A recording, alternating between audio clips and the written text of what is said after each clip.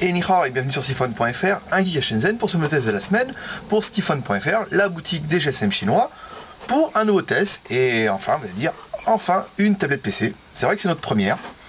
Et en fait, pour notre première tablette PC, on voulait quand même quelque chose qui sorte un petit peu du lot. On voulait pas une énième tablette PC comme on peut trouver sur le marché, mais vraiment une tablette PC des plus sympas et avec le petit truc en plus.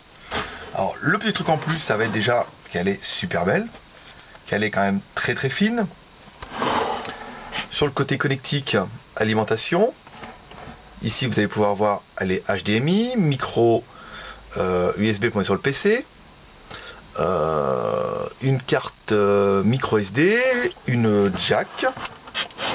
Sur le dessus, bouton pour accéder au menu volume plus moins. Ici, on a bien le bouton on-off. Sur le côté gauche, rien. Sur le dessous, rien.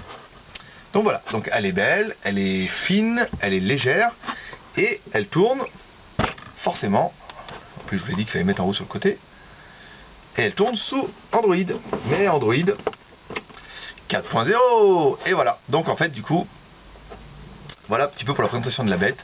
Donc par rapport à tous les fakes qu'on a pu voir sur le blog, notamment Étienne qui s'est fait laisser prendre par une vidéo du premier GSM Chinois 4.0 qui est une espèce de grosse arnaque. Nous, le KT98 qu'on a essayé aussi, bon bah là on a bien vu que c'était pas du 4.0. Celui-là, bon bah vous allez être forcé de constater que au niveau du menu, il se passe quelque chose. Voilà, donc on est bien en 4.0. On retrouve bien l'interface au niveau des applications, les widgets. Voilà.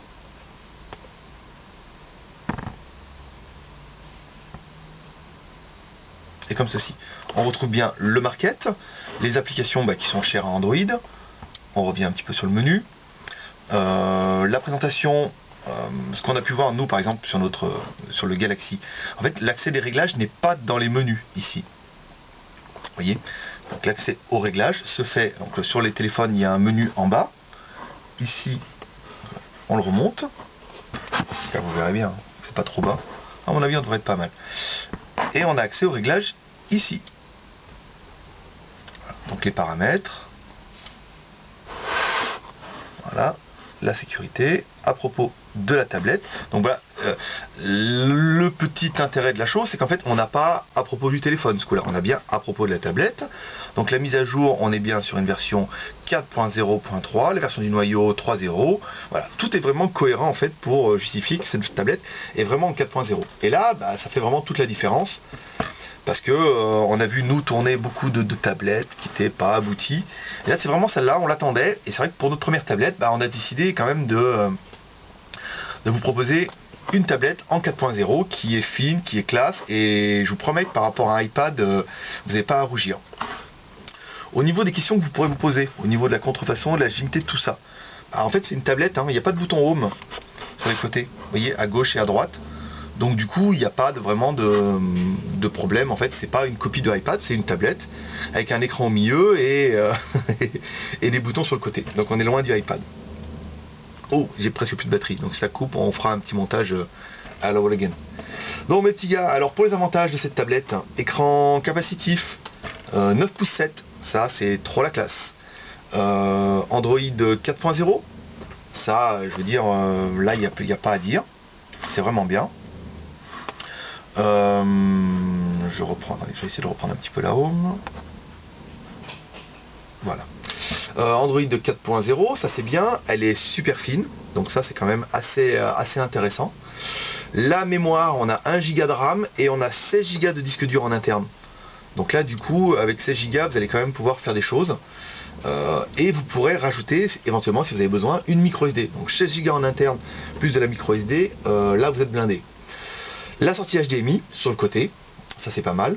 Une connexion micro USB avec un câble USB qui est fourni dedans. Il est aussi fourni le film protecteur pour en avoir un deuxième. Et la caméra est pourvue de 2 appareils photo. Un appareil photo en façade et un appareil photo en arrière à 5 mégapixels. Donc voilà pour les avantages de la bête. Dernier avantage, le prix. Nous on a décidé en fait de vous la faire vraiment pas cher. On va pas gagner beaucoup d'argent, mais on veut vous faire plaisir. Donc moins de 210 € pour la tablette. Voilà, pour une tablette de ce calibre là, je peux vous dire que c'est vraiment pas cher, parce que le fabricant est sérieux et nous on nous a assuré que on aurait du suivi derrière, et pareil, les tablettes seront testées comme les téléphones, avec micro SD, on mettra de la musique si vous prenez de la mémoire en plus. Et voilà, donc voilà pour ce premier modèle. Les inconvénients de la tablette, parce qu'il n'y en a pas. On a cherché, on ne sait pas trop vraiment quoi lui dire, hein. Elle lit tout, elle est sous Android, rapport prix, je veux dire, il n'y a pas de point négatif, la finition est super bien, la coque est en alu, elle fonctionne très bien, elle est réactive, il y a 16 Go de mémoire, il y a Android 4.1, c'est stable, on a tout essayé, les applications, et tout fonctionne. Donc on ne sait pas trop quoi dire. Bon, on dirait que peut-être pas assez cher, on a peut-être dû la mettre à 300 €.